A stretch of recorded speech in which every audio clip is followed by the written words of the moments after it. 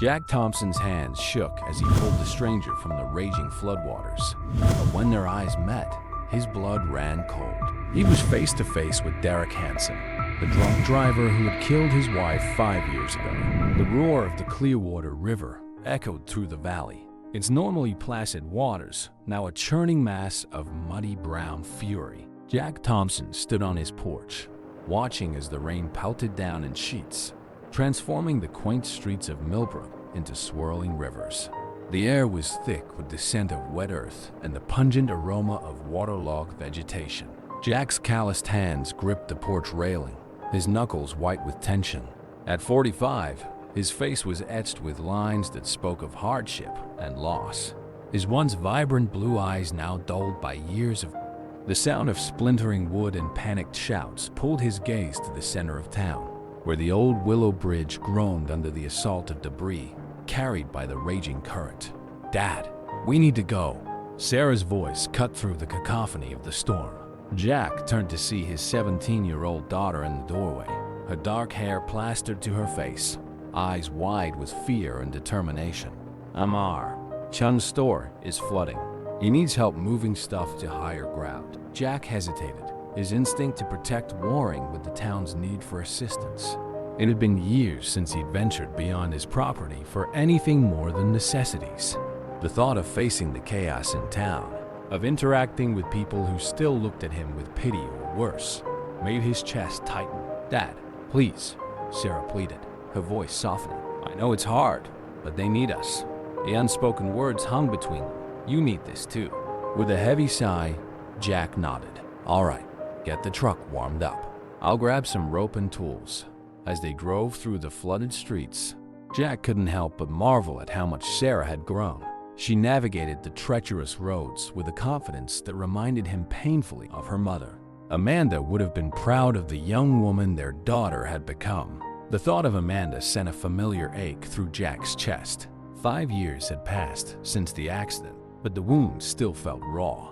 He could still hear the screech of tires, smell the acrid stench of burnt rubber, feel the crushing weight of helplessness as he watched the love of his life slip away. They arrived at Chun's general store to find a small group of townspeople already there, forming a human chain to pass boxes and supplies to higher ground. Mike, Jack's oldest friend and owner of the local hardware store, spotted them and waved them over. "Jack, thank God you're here," Mike shouted over the din of the storm. "We need strong backs." Chun's trying to save his inventory. Jack nodded, falling into the rhythm of the work without a word. As he passed boxes of canned goods and dry goods, he caught glimpses of familiar faces. Mears, Abernathy from the library, young Tim who delivered papers, Dr. Patel from the clinic. Each gave him a nod of acknowledgement. Some was surprise in their eyes at seeing the town recluse out and about. As the hours wore on, the rain showed no signs of letting up. The river continued to rise, and reports came in of flooding in the lower parts of town. Sheriff Donovan arrived, his usually jovial face creased with worry. "We need volunteers for sandbagging," he announced. "The levee's holding for now, but if it breaks, half the town could be underwater by morning." Single quotes. Without hesitation, Sarah stepped forward. "We'll help," she declared, looking at Jack with a mixture of hope and challenge in her eyes. Jack felt a swell of pride, tinged with fear. This was Amanda shining through, the same courage, the same selflessness. He nodded, unable to find his voice. As they worked to fill and stack sandbags along the river's edge, Jack found himself working alongside Rachel, the town therapist. She had been trying to get him to attend sessions for years, but he had always refused, preferring to wrestle with his demons alone. "It's good to see you out here, Jack," Rachel said softly, passing him another bag. "How are you holding up?" Jack grunted, focusing on the task at hand. "Fine," he muttered, but even he could hear the hollowness in his voice. Rachel's eyes, kind but probing, studied his face. "You know, sometimes the best way to heal our own wounds is by helping others heal theirs." Before Jack could respond, a cry went up from further down the... A section had started to give way, water seeping through cracks in the hastily assembled barrier. "We need more bags here," Sheriff Donovan bellowed. "And someone get on the radio." We might need to start evacuating the low-lying areas." As Jack rushed to reinforce the weakening section, he caught sight of Sarah working tirelessly alongside her classmates.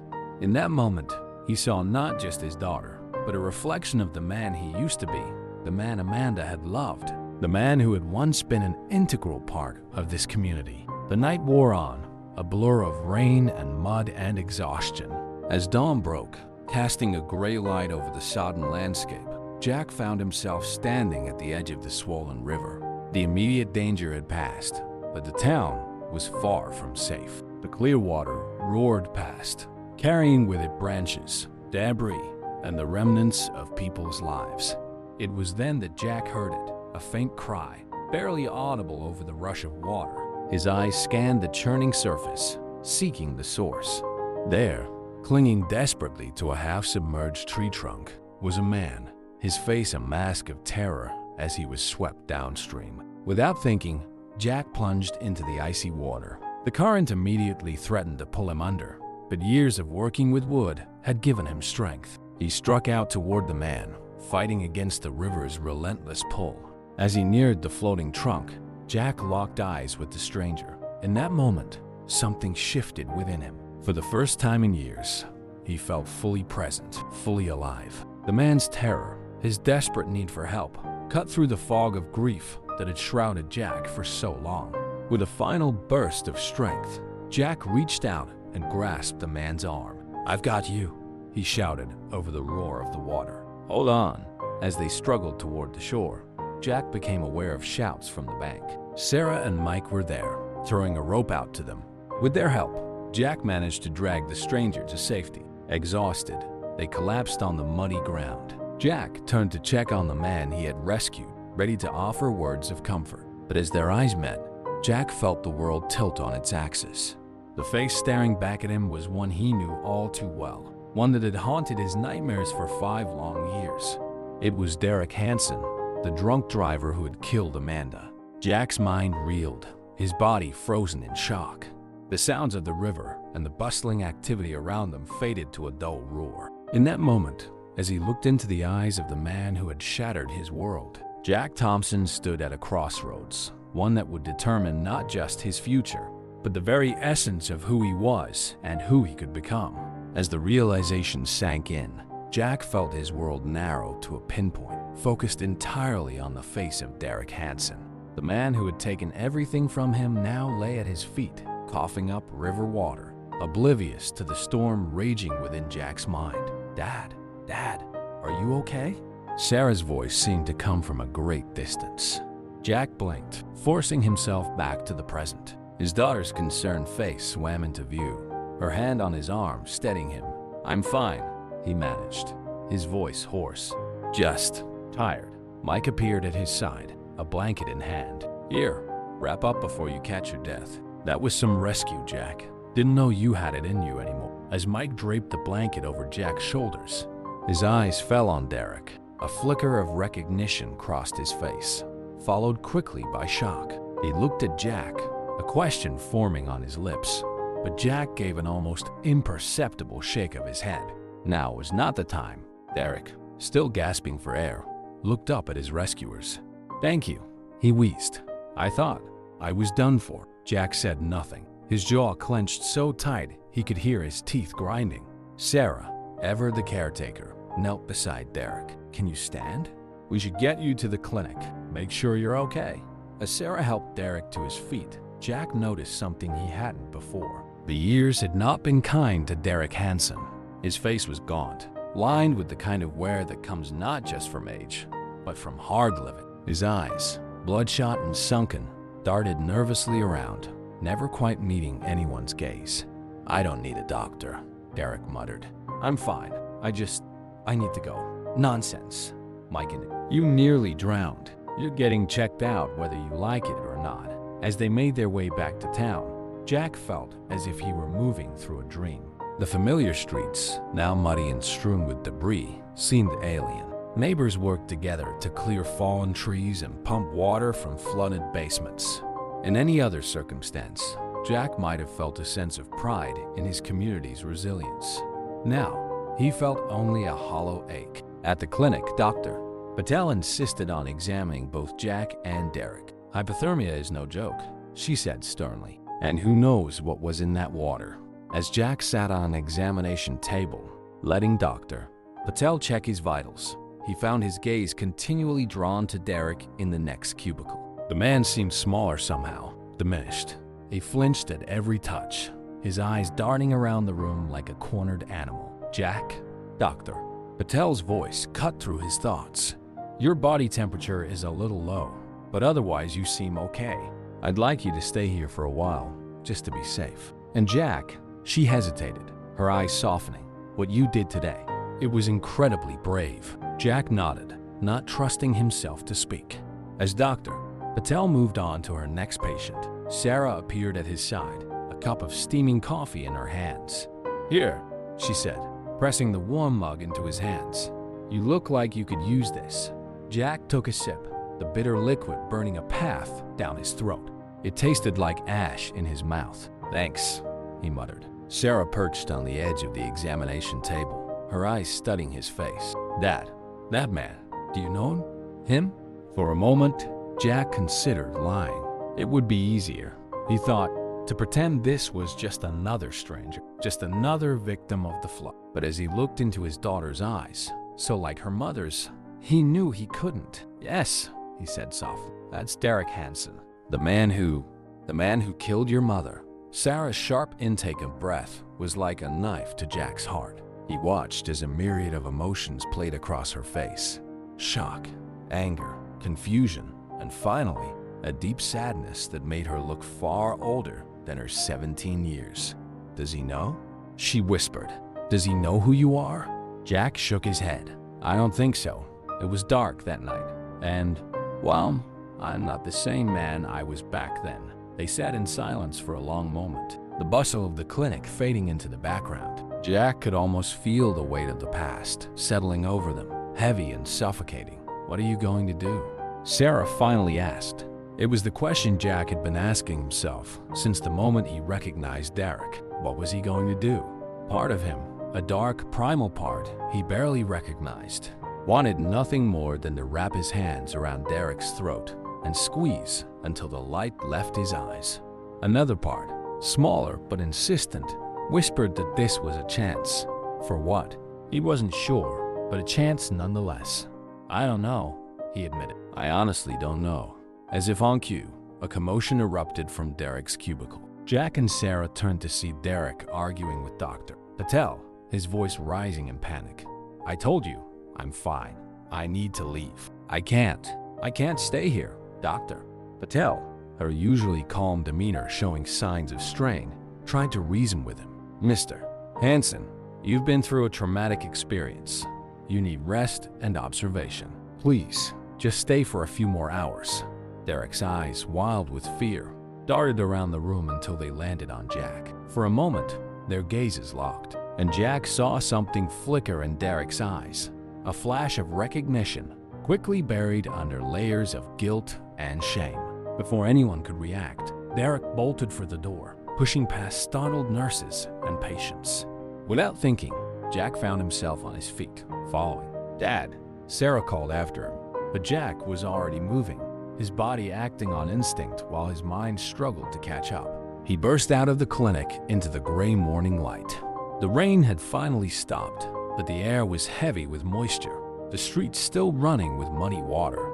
Jack scanned the area, catching sight of Derek's retreating figure turning down an alley. Jack's feet pounded the wet pavement as he gave chase. His lungs burned, his muscles protesting after the night's exertions, but he pushed on. As he turned the corner into the alley, he saw Derek stumble and fall, sprawling in a puddle. Jack slowed his approach, suddenly unsure of what he intended to do. Derek rolled over, his eyes widening in fear as he saw Jack looming over him. "Please," Derek whimpered. "I'm sorry. I'm so sorry." The words hit Jack like a physical blow. 5 years of pent-up rage and grief threatened to overwhelm him. His fists clenched at his sides, his whole body trembling with the effort of holding back. "Sorry?" Jack's voice was barely more than a whisper, but it carried the weight of years of pain. "You're sorry? Do you have any idea what you took from me?" From my daughter? Derek's face crumpled, tears mixing with the rain on his cheeks. I know. God, I know. Not a day goes by that I don't think about it, that I don't hate myself for what I did. Jack stood there, the man who had destroyed his life, at his feet. He could end it all now, he thought. One moment of violence to pay for a lifetime of pain. Who would blame him? But as he looked at Derek, truly looked at him, Jack saw not a monster, but a broken man. A man crushed by the weight of his own actions, living a life that seemed more punishment than redemption. Slowly, almost against his will, Jack felt the rage begin to ebb. In its place came a weariness so profound, it threatened to bring him to his knees. "Get up," he said, his voice rough with emotion. Derek blinked in confusion. "What?" "I said get up. We're going back to the clinic. You need help. And I think maybe I do too." As he helped Derek to his feet, Jack felt something shift inside him. It wasn't forgiveness. He wasn't sure he'd ever be capable of that, but it was a start. A crack in the wall he built around his heart, letting in the first faint glimmer of light he'd seen in years. Together, they made their way back through the muddy streets of Millbrook, two broken men taking the first tentative steps towards healing. As Jack and Derek trudged back to the clinic, the town around them stirred to life. The first rays of sunlight pierced through the dissipating cloud cover, casting long shadows across the debris-strewn streets. Volunteers emerged from their homes, armed with shovels, brooms, and determination, ready to begin the arduous task of reclaiming their town from the flood's destruction. The clinic came into view, its windows glowing with warm light against the gray morning. Sarah stood on the steps, her face a mixture of relief and apprehension as she spotted her father approaching with Derek in tow. Jack could see the questions in her eyes, but she held her tongue, instead moving to help support Derek as they climbed the stairs. Dr. Patel met them at the door, her stern expression softening as she took in Derek's bedraggled state. "Back so soon, Mr. Hansen? Let's get you settled and properly looked after this time, shall we?" As Derek was led away, Jack found himself alone with Sarah in the clinic's bustling waiting room. The air between them felt thick with unspoken words and suppressed emotions. "Dad," Sarah began, her voice barely above a whisper, "what happened out there?" Jack ran a hand through his salt and pepper hair, buying time as he searched for the right words. How could he explain something he barely understood himself? "I'm not sure," he finally admitted. I thought I wanted to hurt him, to make him feel even a fraction of the pain we've been carrying all these years." He paused, his gaze drifting to the window where he could see the town slowly coming back to life. "But when I saw him there, so broken, so human, I realized that hurting him wouldn't bring your mother back. It wouldn't heal us." Sarah's eyes welled with tears, and for a moment, Jack saw not the strong young woman she'd become, but the little girl who'd lost her mother far too soon. Without a word, she stepped forward and wrapped her arms around him, burying her face in his chest. Jack held her close, feeling the warmth of her tears seeping through his shirt. "I miss her so much, Dad," Sarah murmured, her voice muffled. "I know, sweetheart," Jack replied, his own voice thick with emotion. "I miss her too, every day."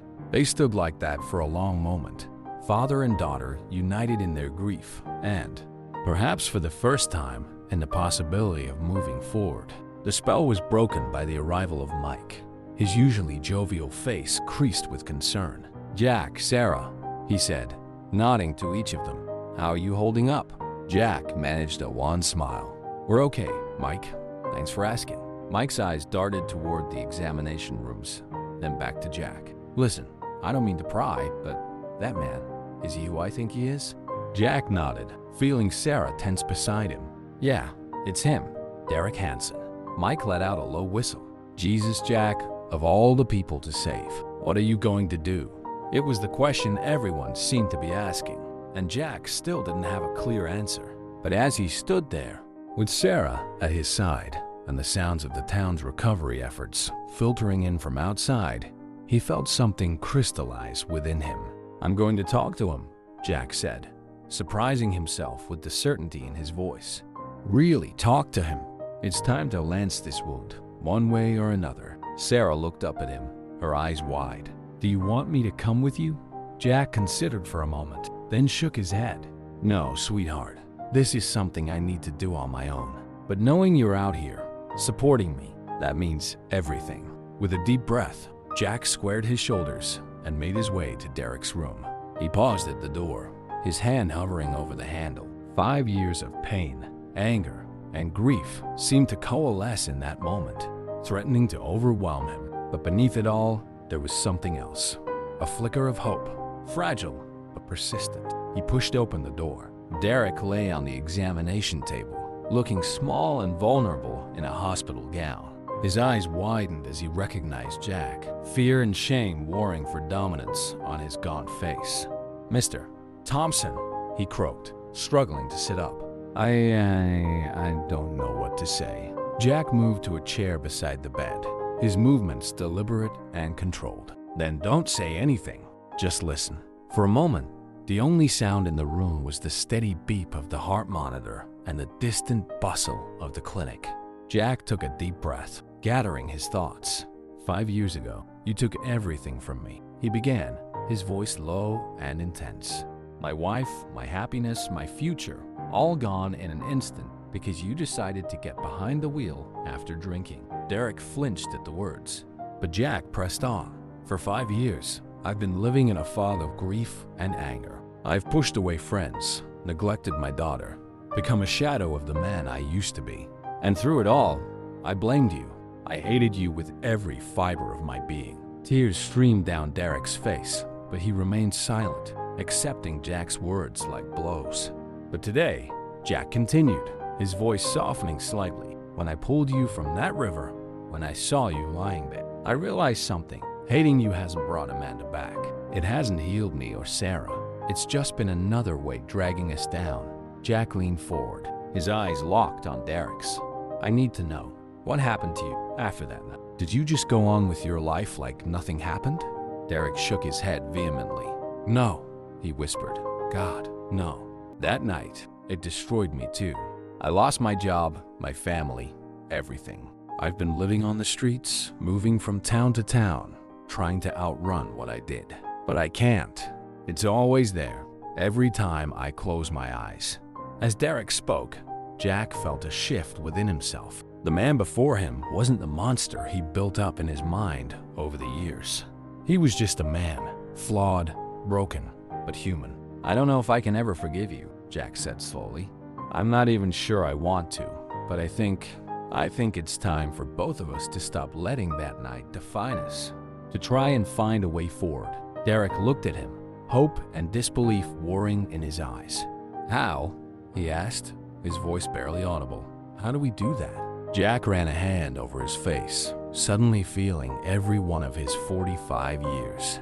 "I don't know," he admitted, "but I think it starts with this, with talking, with facing what happened instead of running from it." As the words left his mouth, Jack felt a weight lift from his shoulders. It wasn't forgiveness, not yet, but it was a step away from the darkness that had consumed him for so long. The door opened and Dr. Patel stepped in. "I'm sorry to interrupt," she said, her eyes moving between the two men, sensing the charged atmosphere. "But I need to run a few more tests on Moranson." Jack nodded, rising from his chair. As he reached the door, he turned back to Derek. "This isn't over," he said. "We have a lot more to talk about, but for now, get some rest." Single quotes. Stepping out into the hallway, Jack felt as if he were emerging from a long, dark tunnel. The clinic buzzed with activity around him, but he barely noticed as he made his way back to the waiting room. Sarah and Mike looked up as he approached, their faces etched with concern. "Dad?" Sarah asked tentatively. "Are you okay?" Jack took a deep breath, feeling the air fill his lungs. For the first time in years, it didn't feel like he was drowning. "Yeah," he said, a small smile tugging at the corners of his mouth. "Yeah, I think I am." As he stood there, surrounded by the people who cared for him, Jack Thompson felt something he hadn't experienced in a long time. The first tentative stirrings of hope. The road ahead would be long and difficult, but for the first time in 5 years, he felt ready to walk it. Outside, the sun broke fully through the clouds, bathing the flood-ravaged town in golden light. It was a new day in Millbrook, and for Jack Thompson, it felt like the dawn of a new life. As the day wore on, Millbrook slowly began to shake off the effects of the flood. The sound of chainsaws cutting through fallen trees and pumps draining flooded basements filled the air. Jack found himself swept up in the cleanup efforts, working alongside neighbors he had barely spoken to in years. Sarah stayed close, her eyes frequently darting to her father as if afraid he might disappear. As they worked to clear debris from Amar's, Abernathy's yard, she finally broached the subject that had been hanging between them. "Dad," she began, her voice hesitant. "What happens now?" With Derek, I mean." Jack paused, leaning on his shovel as he considered the question. The morning's confrontation felt like a lifetime ago, yet the emotions it had stirred were still raw and close to the surface. "I'm not sure," he admitted, "but I think we can't just go back to pretending he doesn't exist. That what happened doesn't still affect us." Sarah nodded slowly, her brow furrowed in thought. "Do you think you'll be able to forgive him?" The question hung in the air between them, heavy with implication. Jack looked out over the town, taking in the sight of his neighbors working together to rebuild. In that moment, he felt a connection to his community that he had been missing for years. "I don't know if forgiveness is the right word," he said finally, "but I think I'm ready to stop letting the anger control me, to try and find a way forward that doesn't involve hating him." Sarah's eyes welled with tears, but she blinked them back, offering her father a watery smile. "I'm proud of you, Dad," she said softly, "and I think Mom would be too." The words hit Jack like a physical blow, bringing a lump to his throat. Before he could respond, a shout from down the street caught their attention. "Jack, Sarah, we need some help over here." It was Mike, waving frantically from in front of the hardware store. Jack and Sarah exchanged a glance before hurrying over. As they approached, they saw the problem. A large tree had fallen across the storefront, its branches tangled in the awning. "We need to get this cleared before it does any more damage," Mike explained, wiping sweat from his brow. "Jack, you still remember how to handle a chainsaw?" For a moment, Jack hesitated. It had been years since he'd done any serious woodwork, the passion that had once defined him buried under grief and anger. But as he looked at the fallen tree, he felt a familiar itch in his palms. "Yeah," he said, a small smile tugging at his lips. "Yeah, I think I can manage." As Jack worked, the familiar rhythm of the saw and the scent of freshly cut wood awakened something. Memories flooded back. Weekends spent in his workshop, Amanda bringing him lemonade, Sarah as a little girl watching in awe as he crafted furniture from raw lumber. For the first time in years, Jack felt truly alive, truly present in his own skin. The work was hard, but it felt good, like he was not just clearing debris, but clearing away the cobwebs that had settled over his soul. As the afternoon wore on, more and more townspeople gathered to watch and help. Jack found himself at the center of the effort, calling out instructions and coordinating the removal of the massive trunk. It was a role he had once been comfortable in, before grief had turned him into a recluse. By the time the last of the tree was cleared away, the sun was beginning to set, painting the sky in brilliant shades of orange and pink. Jack stood back, surveying their work with a sense of satisfaction he hadn't felt in years. "Nice job, everyone," he called out, his voice carrying across the gathered crowd. "Millbrook's going to need a lot more of this in the coming days. But if we all pull together like this, we'll get through it." A murmur of agreement ran through the crowd, and Jack was surprised to find several people patting him on the back, thanking him for his leadership. It was a stark reminder of the man he used to be, the man he could be again. As the crowd began to disperse, Jack felt a hand on his arm. He turned to find Rachel, the town therapist, standing beside him. "That was impressive work, Jack," she said, her eyes twinkling. "It's good to see you taking charge like that again." Jack shrugged, suddenly self-conscious, just doing what needed to be done. Rachel's expression turned serious. "Jack, I know this morning must have been difficult for you. If you need someone to talk to, my door is always open." For a moment, Jack's instinct was to brush off the offer, as he had done so many times before. But something stopped him. Maybe it was the events of the morning, or the satisfaction of a hard day's work. or simply the realization that he was tired of carrying his burden alone. "Thanks, Rachel," he said softly. "I might just take you up on that single quotes." As Rachel walked away, Jack felt a presence at his side. He turned to find Sarah looking up at him, her eyes shining with a mixture of pride and hope. "You were amazing today, Dad," she said. It was like seeing the old you again. Jack felt a lump form in his throat. "I'm sorry, sweetheart," he said, his voice rough with emotion. "I know I haven't been the father you deserved these past few years." Sarah shook her head, wrapping her arms around him in a fierce hug. "You're here now," she murmured into his chest. "That's what matters." As they stood there, bathed in the golden light of the setting sun, Jack felt a sense of peace wash over him. The road ahead would be long and difficult, but for the first time in years, he felt ready to face it. The moment was interrupted by the arrival of Sheriff Donovan, his face grim. "Jack," he said, nodding in greeting. "Got a minute?" Jack disentangled himself from Sarah, sensing the seriousness in the sheriff's tone. "What's up, Bill?" Donovan glanced around, ensuring they weren't overheard.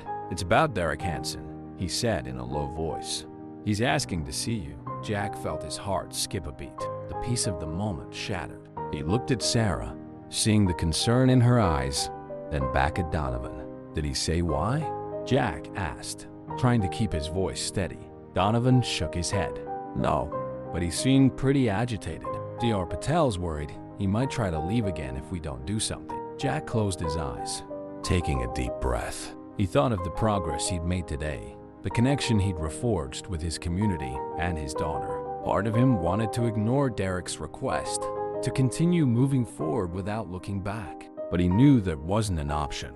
The confrontation this morning had only been the beginning. If he truly wanted to heal, to move past the tragedy that had defined the last 5 years of his life, he needed to see this through. "All right," he said, opening his eyes. "I'll go." Sarah grabbed his arm. "Dad, are you sure? You don't have to do this."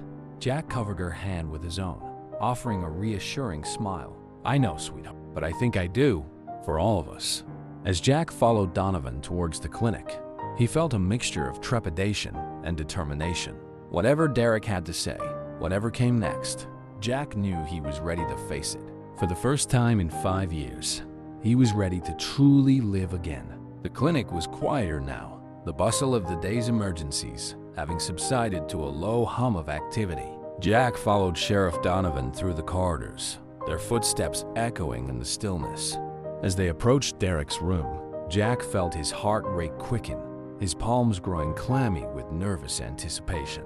Donovan paused at the door, turning to Jack with a concerned look. "You sure you're up for this? I can tell him you're not available." Jack shook his head, squaring his shoulders. "No, I need to do this. But maybe you could stick around?"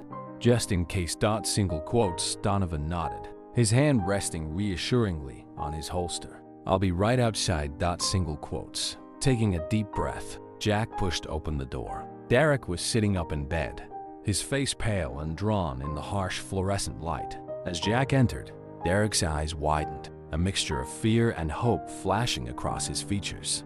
"Mr. Thompson," he said, his voice hoarse. "Thank you for coming. I wasn't sure you would." Jack moved to the chair beside the bed, lowering himself into it with deliberate calm. "You asked to see me," he said simply. "Here I am." Derek nodded, swallowing hard. For a moment, silence stretched between them, heavy with unspoken words and shared history. Finally, Derek spoke, his words tumbling out in a rush. "I'm leaving town," he said. "As soon as the doctor clears me. I can't stay here. Not after everything." Jack felt a flicker of surprise, followed by a complex surge of emotions he couldn't quite name. "Where will you go?" he asked, his voice carefully neutral. Derek shrugged, his gaze fixed on his hands. "I don't know. Somewhere I can't hurt anyone else. Somewhere I can try to make amends for what I've done."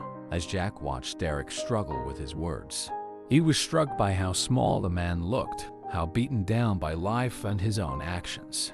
It was a far cry from the monster Jack had built up in his mind over the years. "Derek," Jack said slowly, "running away isn't going to change anything. Believe me, I've been trying to run from this for 5 years. It doesn't work. Derek looked up, his eyes brimming with tears. Then what am I supposed to do? How can I possibly make up for what I've done to you, to your family? Jack leaned forward, his elbows resting on his knees. I don't know, he admitted.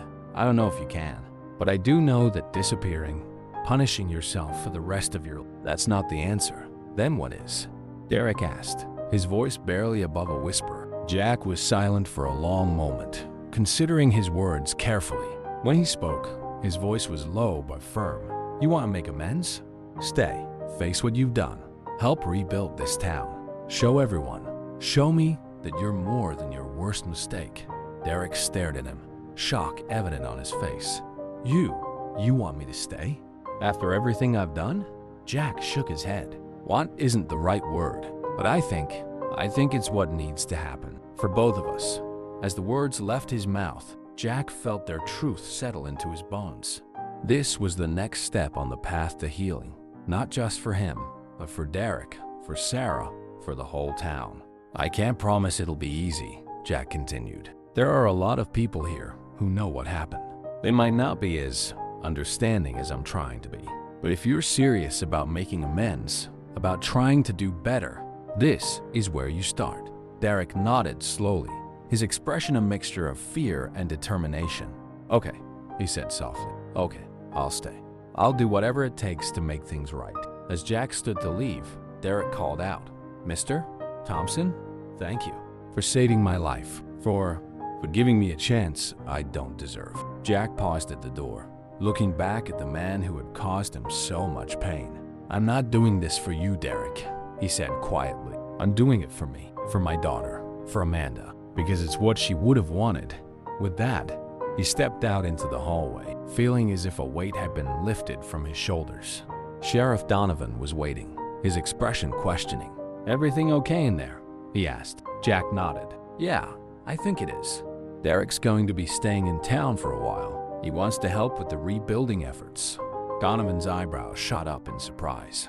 Are you sure that's a good idea, Jack? After everything that's happened? Jack sighed, running a hand through his hair. Honestly, I don't know. But I do know that we can't keep living in the past. It's time to try something different. As they walked out of the clinic, Jack was surprised to see Sarah waiting for him, pacing anxiously in the parking lot. When she saw him, she rushed over, her eyes searching his face. Dad, are you okay? What happened? Jack wrapped an arm around her shoulders, pulling her close. I'm okay, sweetheart.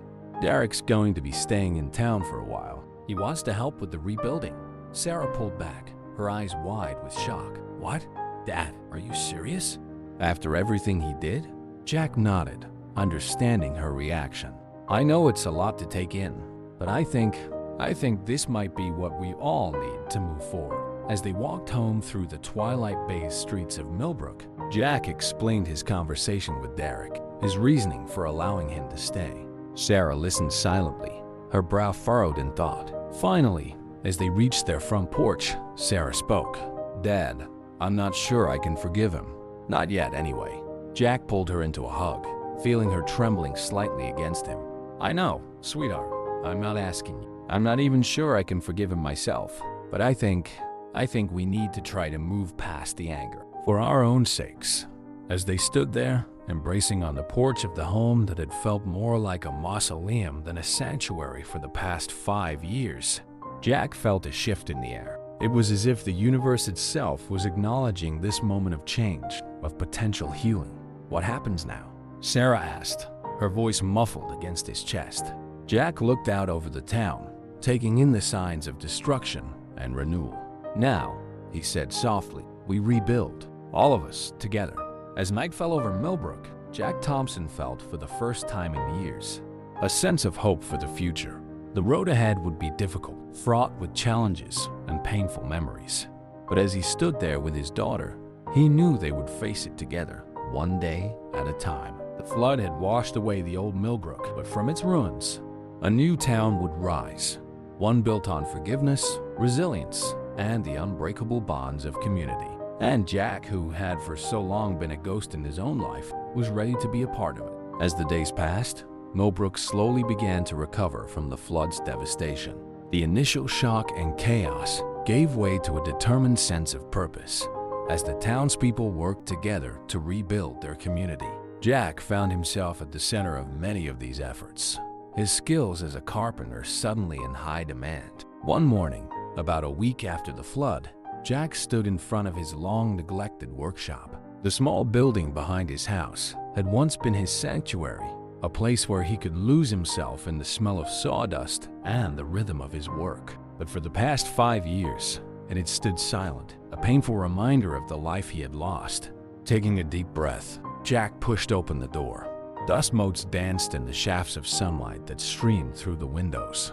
His tools hung on the walls, a fine layer of dust dulling their once gleaming surfaces.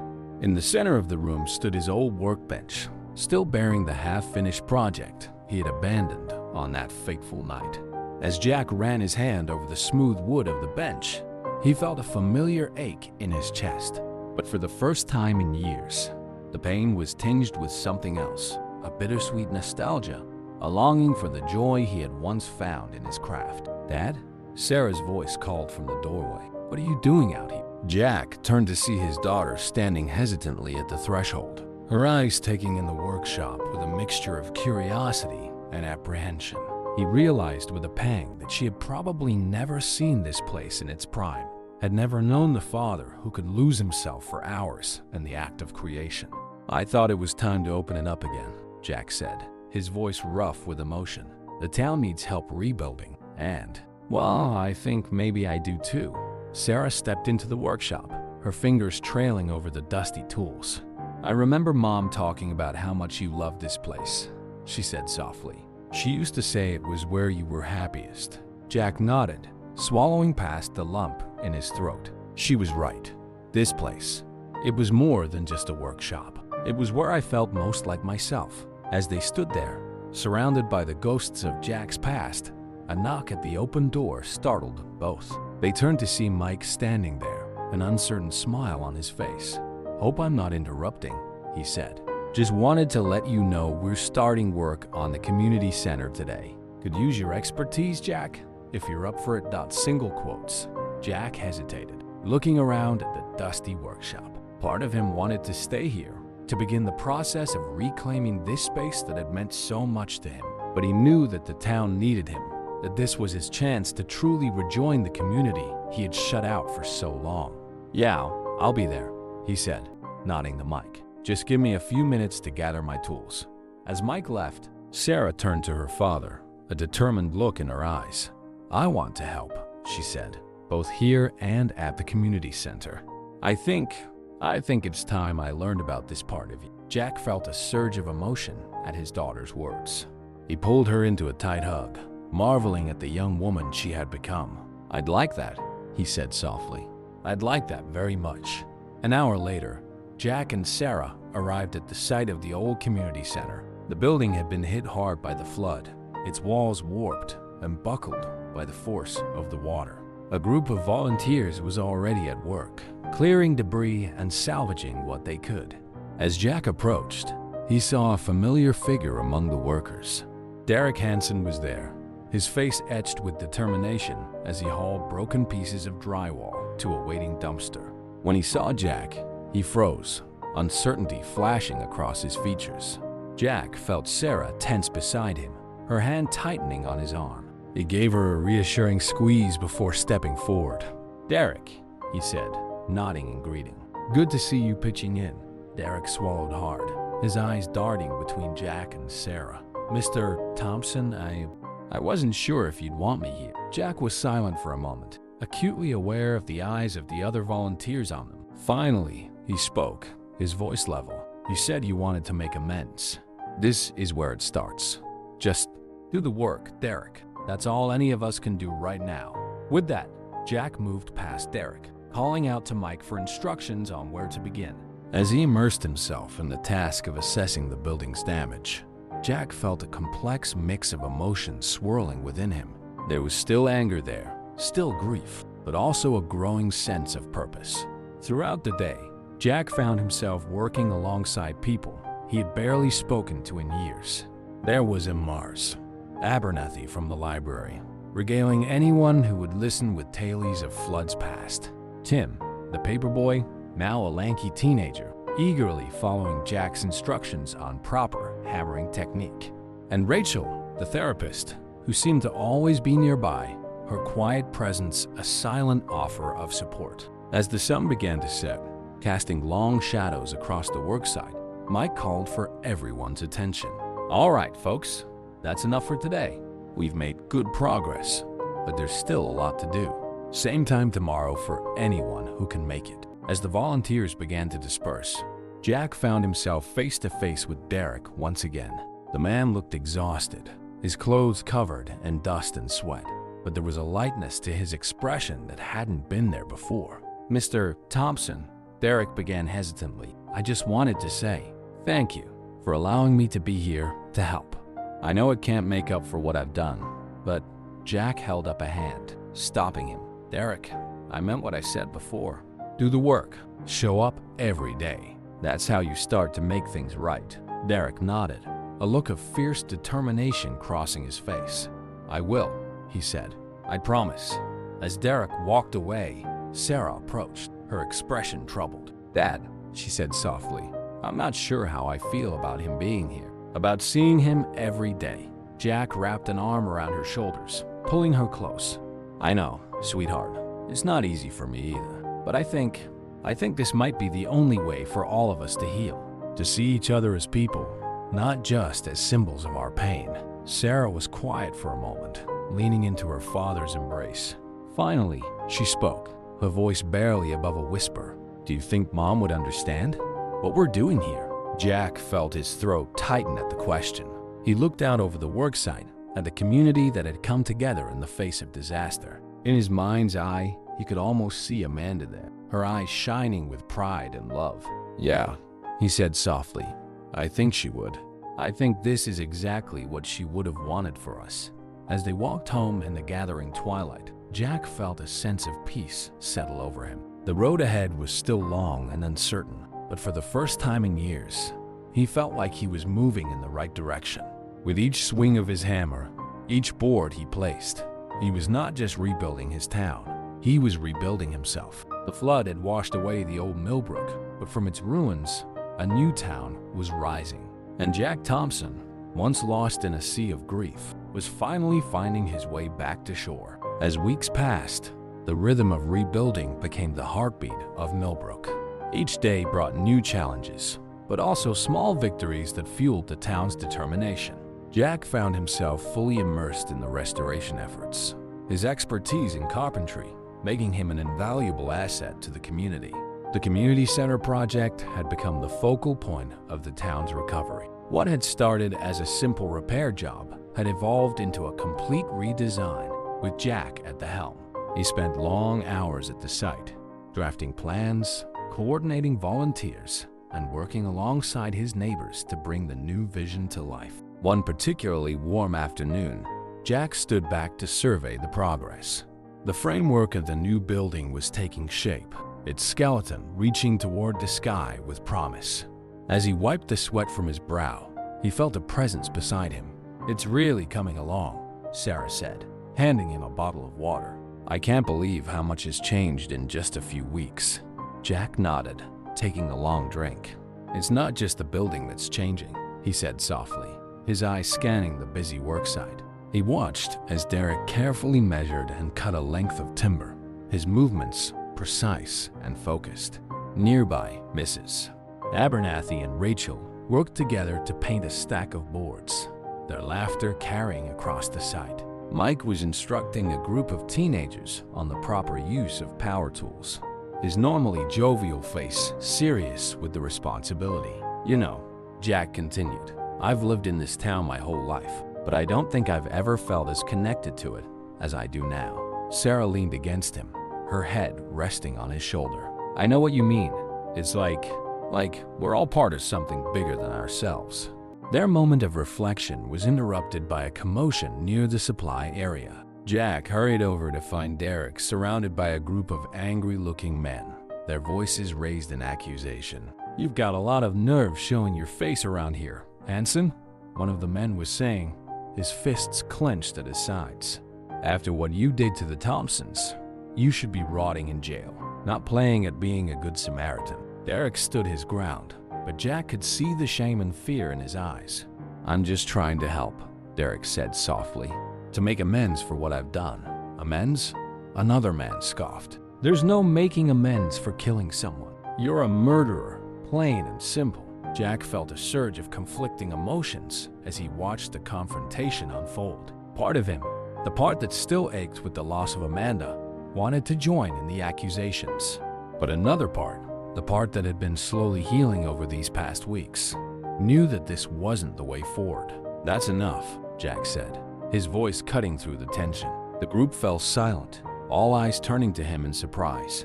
Jack stepped forward, placing himself between Derek and the angry men. "I appreciate your concern," he said, his voice steady. "But Derek is here at my invitation. He's part of this rebuilding effort, same as any of us." The men exchanged bewildered looks. "But Jack," one of them began, "after everything he did to you." To Amanda, Jack held up a hand, silencing him. "I know what he did better than anyone, and I'm not saying I've forgiven him. But this project, what we're doing here, it's about more than just one person's mistakes.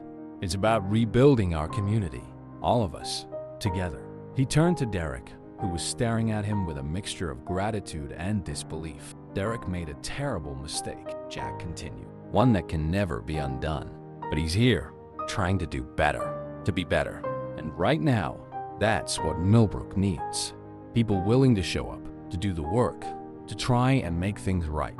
A heavy silence fell over the group. Jack could see the conflict on their faces, the struggle between anger and the desire for healing that had become the undercurrent of life in Millbrook since the flood. Finally, one of the men spoke up. "I don't know if I can work alongside him, Jack.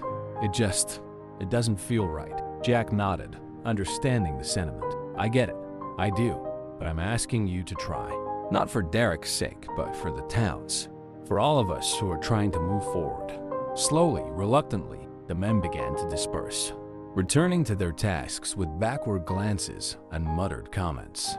As the tension dissipated, Jack found himself alone with Derek. "Mr. Thompson," Derek began, his voice thick with emotion. "I don't know what to say. Thank you doesn't seem enough." Jack shook his head. "Don't thank me, Derek. What I said was true. This isn't about you or me or even Amanda. It's about the town, about all of us finding a way to live with the past without letting it destroy our future." Derek nodded, swallowing hard. "I understand, and I promise I'll keep showing up, keep doing the work, whatever it takes." As Derek walked away, Jack felt a hand on his arm. He turned to find Sarah standing there, her eyes shining with unshed tears. "Dad," she said softly, "what you did just now, I think it's the bravest thing I've ever seen." Jack pulled her into a hug, feeling the weight of the moment settle over them both. "I'm not sure about brave," he murmured, "but it felt right, like something your mother would have done." As they stood there, surrounded by the sounds of hammering and sawing, of a community coming together, Jack felt a shift within himself. The anger and bitterness that had been his constant companions for so long seemed to loosen their grip, making room for something new, something that felt a lot like hope. The rest of the day passed in a blur of activity. As the sun began to set, casting long shadows across the worksite, Mike called for everyone's attention. "All right, folks," he said, his voice carrying across the yard. "Before we wrap up for the day, I've got an announcement. Thanks to Jack's design and all of your hard work, we're ahead of schedule. At this rate, we might just have this place ready in time for the town's Founders' Day celebration next month." A cheer went up from the gathered volunteers. Jack felt a surge of pride, not just in the progress they'd made on the building, but in the spirit of community that had emerged from the disaster. As the crowd began to disperse, Rachel approached Jack, a knowing smile on her face. "That was quite a moment earlier," she said. "How are you feeling?" Jack took a deep breath, considering the question. "Honestly, I'm not sure. Part of me still can't believe I did that. That I stood up for Derek, of all people." Rachel nodded, her expression thoughtful. "Healing isn't always a straight line, Jack. Sometimes it takes us to unexpected places." "Yeah," Jack agreed. "I'm starting to see that. It's just, for so long, Holding on to that anger felt like the only way to keep Amanda's memory alive. But now you're finding other ways to honor her. Rachel finished for him by rebuilding the town she loved, by being the man she fell in love with. Jack felt a lump form in his throat at her words. "I hope so," he said softly. "I really hope so." As he walked home that evening, Jack's mind was a whirlwind of thoughts and emotions. The confrontation with the angry men, his defense of Derek, the progress on the community center, it all swirled together, painting a picture of a future he hadn't dared to imagine just a few short weeks ago. Stepping onto his front porch, Jack paused, looking back at the town spread out before him. The setting sun painted the sky in brilliant shades of orange and pink, casting a golden glow over the half-rebuilt structures and busy streets. In that moment, Jack saw Millbrook not just as it was or as it had been, but as it could be. A town defined not by tragedy or loss, but by resilience, compassion, and the unbreakable bonds of community. And for the first time in 5 long years, Jack Thompson felt truly, completely alive. As the days grew shorter and the air took on the crisp edge of early autumn, the community center project neared completion. The once battered structure now stood proud and renewed, a testament to the resilience and determination of Millbrook's residents. One chilly morning, about a week before the scheduled Founders' Day celebration, Jack arrived at the site earlier than usual. The sun was just beginning to peek over the horizon, casting a soft, golden light over the dew-covered grass. As he approached the building, he noticed a solitary figure sitting on the newly constructed front steps.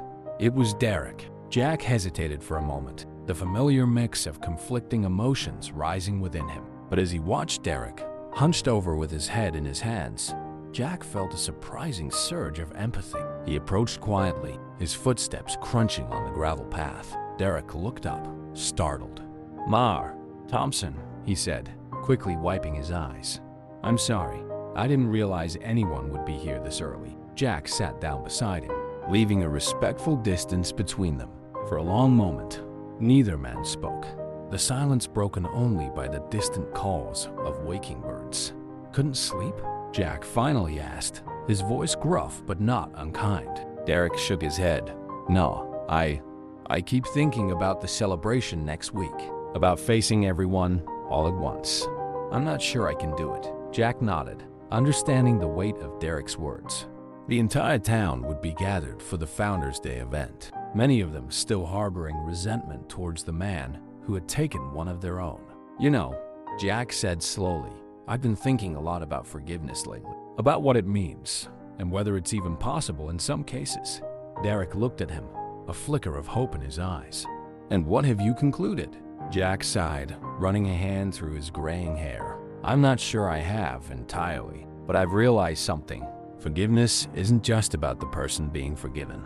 It's about the one doing the forgiving too. It's about letting go of the anger, the bitterness. Not because the other person deserves it, but because we deserve peace." Derek nodded, his eyes glistening with unshed tears. "I don't expect forgiveness, Mr. Thompson.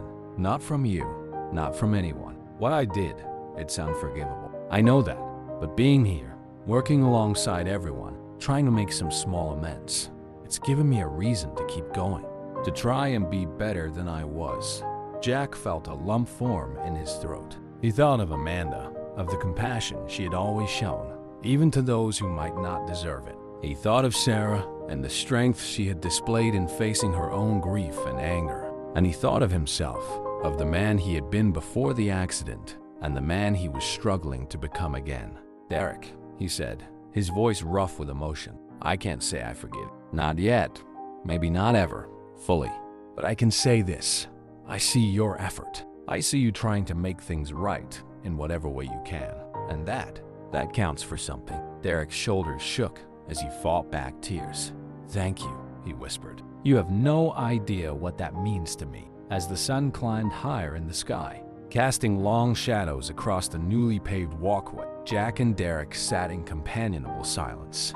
It wasn't forgiveness, not quite, but it was a start, a small step towards healing for both of them. The rest of the week passed in a flurry of last-minute preparations. The entire town seemed to buzz with excitement as the day of the celebration drew near. Jack found himself caught up in the energy, working tirelessly to ensure every detail was perfect. The night before the big day, Jack stood in his workshop, putting the finishing touches on a surprise he had been working on in secret. It was a large wooden plaque, intricately carved with the names of everyone who had contributed to the rebuilding efforts. In the center, in slightly larger letters, were the words, "In memory of Amanda Thompson, whose love for this town lives on in every nail." As Jack ran his fingers over the smooth wood, tracing the letters of Amanda's name, he felt a presence behind him. He turned to see Sarah standing in the doorway, her eyes wide as she took in the plaque. "Oh, Dad," she breathed, stepping closer. "It's beautiful." Jack smiled, pulling her into a one-armed hug. "I thought it was time to honor your mother in a way that celebrates life, rather than mourning what we've lost." Sarah leaned her head on his shoulder, her voice thick with emotion. She would have loved it. She would have loved all of this. Seeing the town come together, watching you become you again. Jack pressed a kiss to the top of her head, marveling at the young woman she had become. "I couldn't have done any of this without you, sweetheart. You've been my rock through all of this." As they stood there, surrounded by the familiar sense of sawdust and varnish, Jack felt a sense of peace settle over him. Tomorrow would bring its own challenges, its own emotional hurdles to overcome.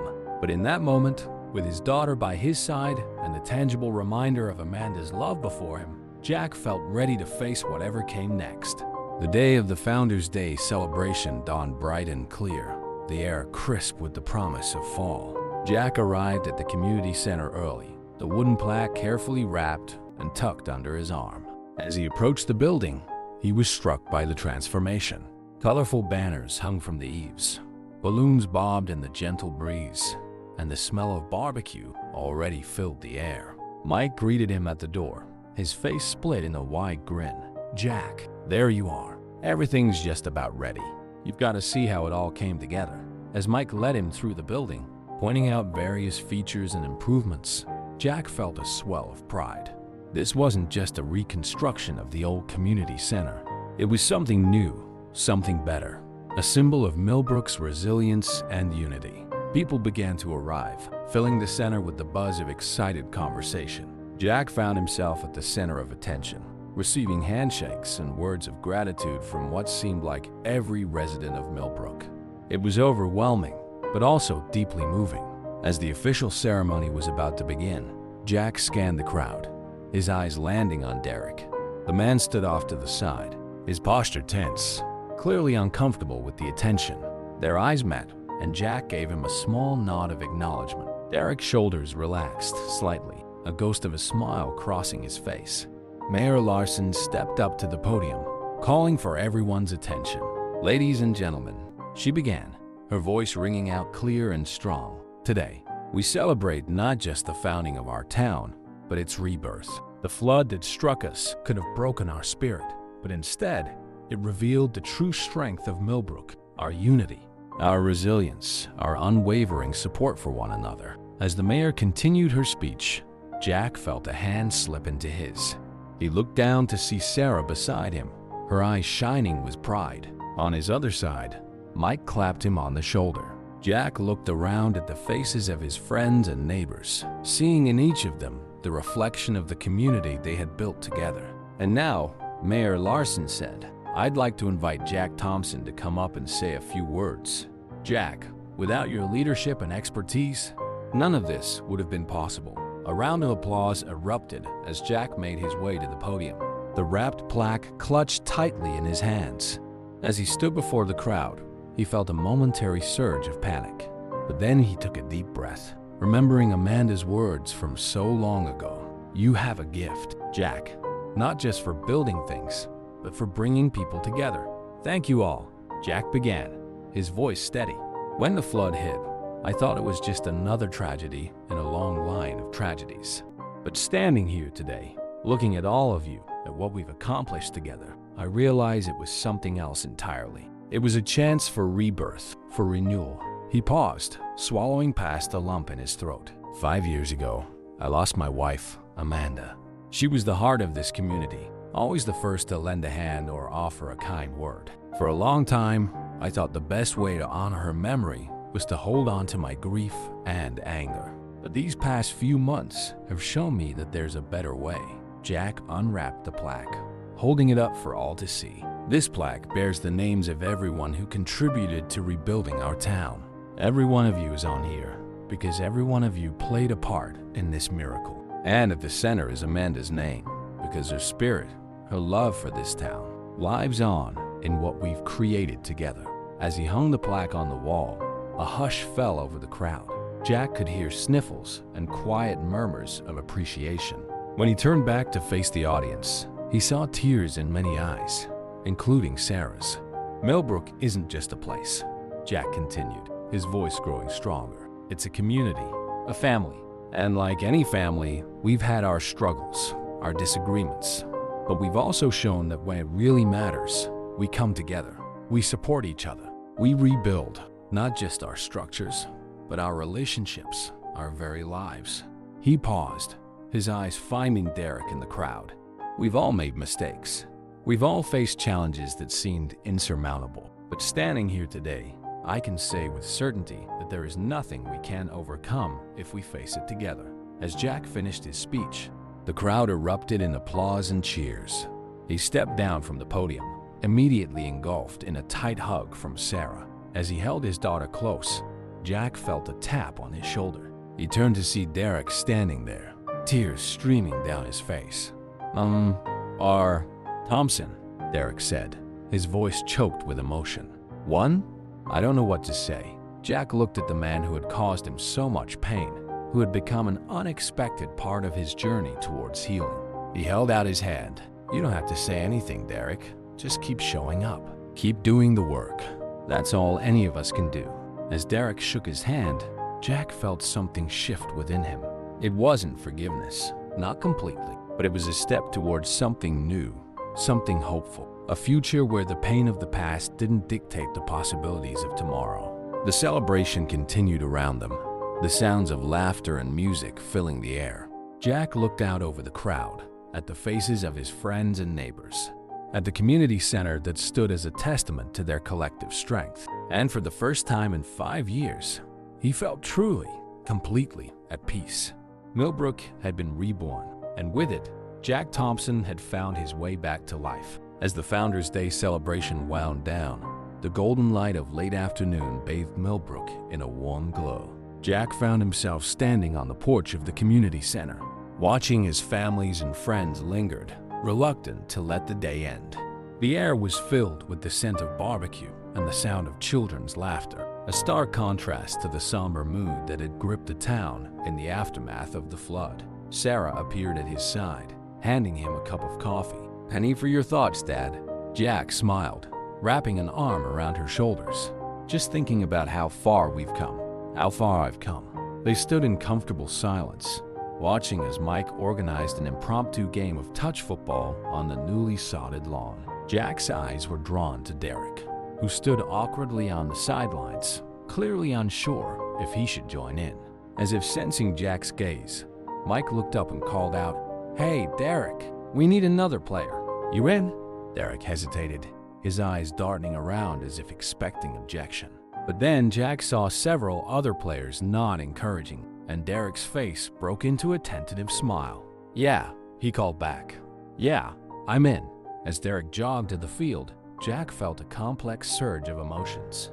Pride in his community for taking this small step towards acceptance, a lingering sadness for what had been lost, and, surprisingly, a glimmer of hope for what the future might hold. "You know," Sarah said softly, "I used to be so angry at him, at Derek. I thought hating him was the only way to hold on to Mom. But seeing him out there, just being a part of things, it doesn't make what happened okay, but it makes moving forward possible." Jack finished for her. Sarah nodded, leaning her head on his shoulder. "Yeah, exactly." As the sun began to set, casting long shadows across the town, Mayor Larson approached Jack and Sarah. "Jack," she said, her face serious, "I wonder if I might have a word with you in private?" Intrigued, Jack followed the mayor to a quiet corner of the porch. "What's on your mind, Carol?" Mayor Larson took a deep breath, as if steeling herself. Jack, I'll get right to the... I'm not running for re-election next year, and I think you should consider throwing your hat in the ring. Jack blinked in surprise. Me? Carol, I'm not a politician. I'm just a carpenter. The mayor shook her head, a small smile playing on her lips. You're a lot more than that, Jack. You're a leader. These past few months, you've done more to bring this town together than I've managed in years. People listen to you, respect you, and after everything that's happened, I think Millbrook could use someone like you at the helm.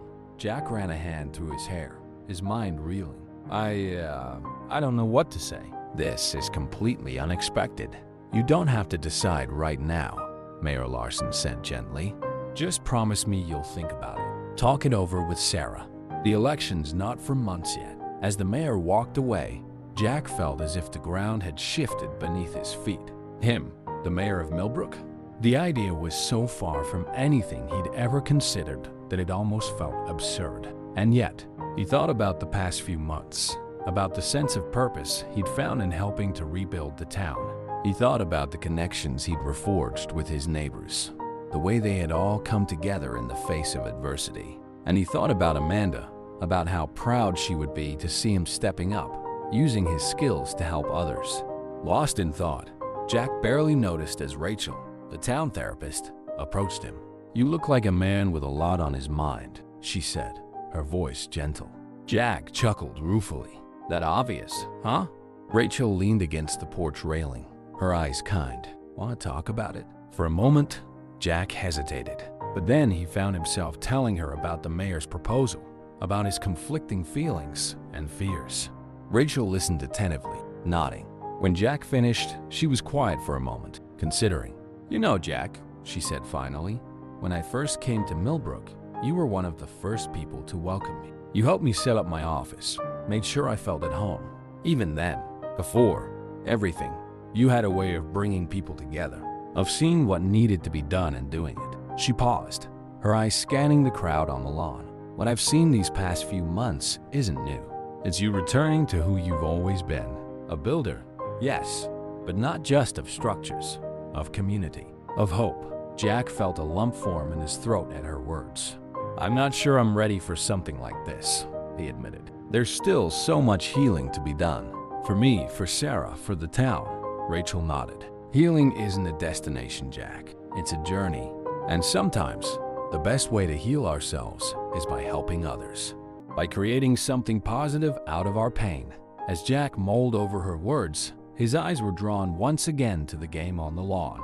Derek had just caught a touchdown pass, and his teammates were clapping him on the back, their faces alight with the simple joy of the game. In that moment, Jack saw a glimpse of what Millbrook could be, a place of second chances, of forgiveness, of community in the truest sense of the word. The sound of Sarah's laughter drifted across the porch, and Jack turned to see her chatting animatedly with a group of her friends. She caught his eye and waved, her smile bright and unguarded in a way he hadn't seen in years. You know, Jack said slowly, when Amanda died, I thought my life was over, that I'd never find purpose again. But looking at all this, at what we've built together, maybe it's not about finding a new purpose. Maybe it's about rediscovering the one I've always had. Rachel squeezed his arm gently. Whatever you decide, Jack, know that you have support. The whole town has seen what you're capable of. And more importantly, I think you're starting to see it too. As the last rays of sunlight faded from the sky, Jack made his way down to the lawn. The football game had broken up, replaced by small groups of people chatting and laughing. He found Mike and Derek standing together, engaged in what looked like a friendly debate about proper grilling techniques. Jack, Mike called out as he approached, tell Derek here that you can't rush a good brisket.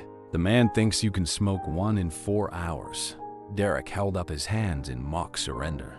Hey, I'm just saying, with the right equipment and technique.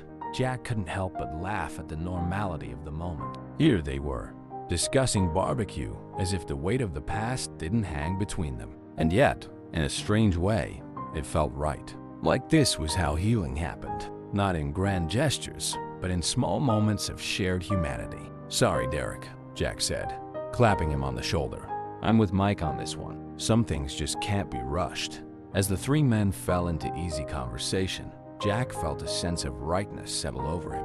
The road ahead was still long, still uncertain. There would be challenges to face, decisions to make. But for the first time in years, Jack felt truly ready to face whatever came next. The night air grew cooler, stars beginning to twinkle in the darkening sky. Around them, Millbrook hummed with life and possibility. And Jack Thompson, once lost in grief, stood among his neighbors, his friends, his community, ready to build something new. As the last of the partygoers began to drift home, Jack found himself standing once again on the porch of the community center. Sarah joined him, slipping her hand into his. "So," she said, a hint of mischief in her voice. "Mayor Thompson, huh?" Jack looked at her in surprise. "How did you—" Sarah grinned. "Small town, Dad. Word gets around. Plus, I may have overheard your conversation with Rachel." Jack shook his head, chuckling. "And what do you think about it?" Sarah was quiet for a moment, her expression thoughtful. "I think," she said slowly, "that Mom would be really proud. And so am I, whatever you decide." Jack pulled her into a tight hug, feeling a rush of love and gratitude for the amazing young woman she had become. As they stood there, looking out over the town they called home, Jack felt a sense of peace wash over him. The future was uncertain, but it was also full of possibility. And for the first time in a long time, Jack Thompson was excited to see what it might bring. As autumn deepened in Millbrook, the town settled into a new rhythm.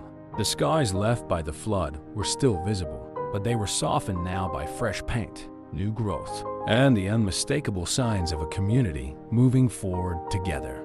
Jack found himself at the center of this renewal, not just as a builder, but increasingly as a leader. The idea of running for mayor, once so foreign, had taken root in his mind. He spent long evenings discussing it with Sarah, weighing the pros and cons, trying to imagine what Amanda would say. One crisp morning in late October, Jack stood in front of the mirror, adjusting his tie. He was due to give a speech at the high school, talking to the students about the rebuilding efforts and the importance of community involvement. As he struggled with the knot, Sarah appeared in the doorway. "Here, let me," she said, stepping forward to help.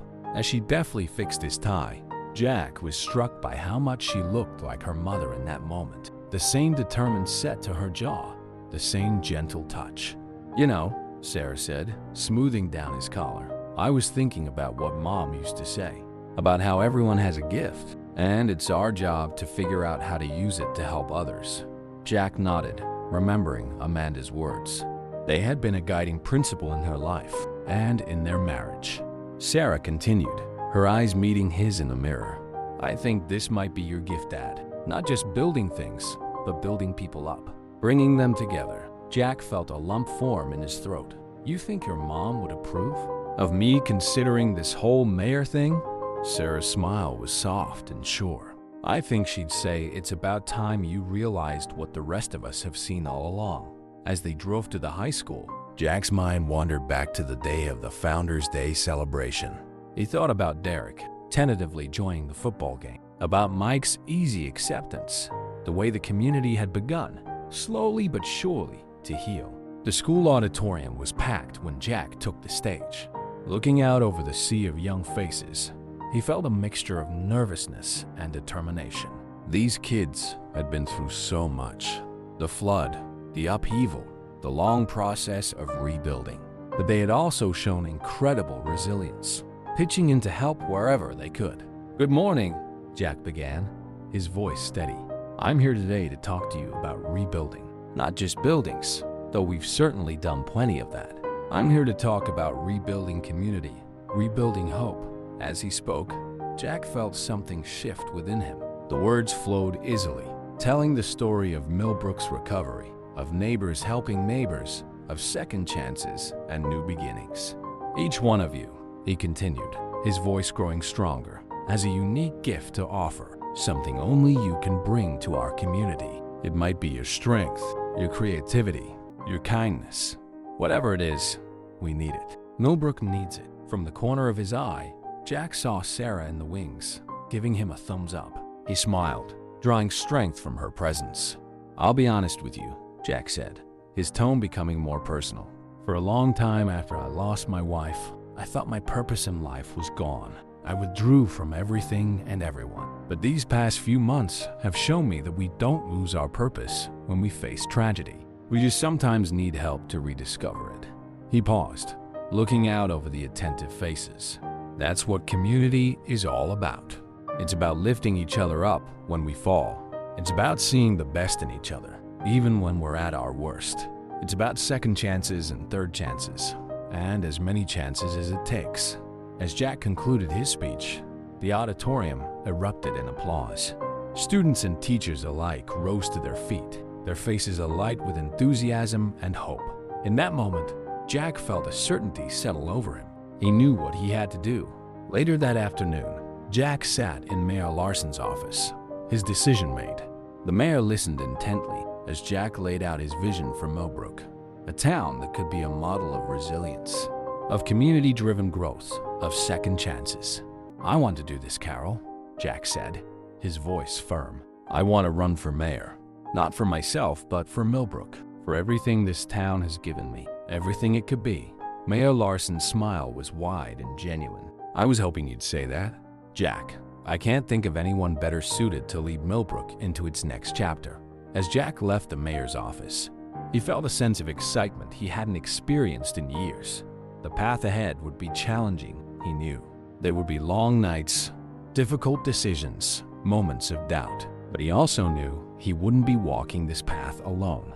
He thought of Sarah, of her unwavering support and her keen insights, of Mike with his easy humor and steadfast friendship, of Rachel, whose quiet wisdom had helped guide him through his darkest moments. And he thought of Derek. The man's journey towards redemption was far from over, but he had become, in an unexpected way, a symbol of what Millbrook could be at its best, a place of forgiveness, of growth, of transformation. As Jack walked through the town square, he saw Derek across the street, helping to hang decorations for the upcoming Halloween festival. Their eyes met, and Derek gave a small nod of acknowledgement. Jack returned the gesture, feeling a complex mix of emotions. They would never be friends, exactly, but they were part of the same community now, both working, in their own ways, towards something better. That evening, Jack stood in his workshop, running his hands over the smooth wood of his workbench. The space that had been neglected for so long was alive again, filled with the scent of sawdust and the promise of creation. Sarah found him there, leaning against the doorframe with a knowing smile. "So," she said, "should I start calling you Amar Mayor?" Jack chuckled, shaking his head. "Not yet. There's still an election to win, and a lot of work to do before then." Sarah crossed the room, wrapping her arms around him in a tight hug. "I'm so proud of you, Dad," she murmured, "and I know Mom would be too." As they stood there, surrounded by the tools of Jack's trade and the memories of a life rebuilt, Jack felt a profound sense of gratitude wash over him, for his daughter's strength and love, for the community that had lifted him up when he was at his lowest, for the chance to make a difference, to help shape Millbrook's future. "You know," Jack said softly, "your mom used to say that life is like building a house. You start with a foundation of love and trust. You frame it with your experiences, good and bad. You insulate it with the warmth of friendship and community, and you roof it with hope for the future." Sarah nodded, her eyes glistening with unshed tears. "She was pretty wise, our mom." "That she was," Jack agreed. "And I think we're finally finishing the house she helped us start. It might not look exactly like we planned, but it's strong. It's ours." As night fell over Millbrook, Jack and Sarah walked home together, their steps in sync. The streets were quiet, but there was a sense of anticipation in the air, of a town on the cusp of something new. Jack thought about the journey that had brought him to this point, the crushing grief that had nearly destroyed him, the flood that had washed away so much, but it also cleared the way for rebirth, the long, difficult process of rebuilding, not just structures, but relationships, hope, a sense of purpose. He thought about Amanda, about the life they had shared and the dreams they had held, and he realized that in a way, he was still building the life they had envisioned together. It looked different now, shaped by loss and struggle, but at its core, it was still about love, community, and the power of second chances. As they reached their front porch, Jack paused, looking out over the town he had always called home. Millbrook stretched out before him, its lights twinkling in the darkness like so many stars. Each light represented a family, a story, a part of the intricate tapestry that made up their community. In that moment, Jack Thompson felt the full weight of the path he had chosen, but he also felt ready for it in a way he never could have imagined just a few months ago. He was no longer defined by his loss, but by what he had found in its wake: strength, purpose, and a deep, abiding connection to the people and the place he called home. Tomorrow would bring new challenges, new opportunities to build and to grow. But for now, Jack was content to stand on his porch with his daughter by his side, looking out over the town he loved, the town he would help guide into its next chapter. Millbrook had given Jack Thompson a second chance at life, and he was determined to make the most of it, one day, one decision, one act of compassion at a time. The future stretched out before him, full of possibility, and for the first time in years, Jack Thompson was excited to see what it might bring. As he and Sarah went inside, closing the door behind them, Jack felt a sense of peace settle over him. He was home in every sense of the word. And whatever came next, he knew he was ready to face it, not alone, but as part of something larger than himself. As part of Millbrook, the story of Jack Thompson, of Millbrook, of a community reborn from tragedy, was far from over. In many ways, it was just beginning, but it was a story of hope, of resilience, of the incredible power of human connection. And it was a story that would continue to unfold day by day in the lives of every person who called Millbrook home.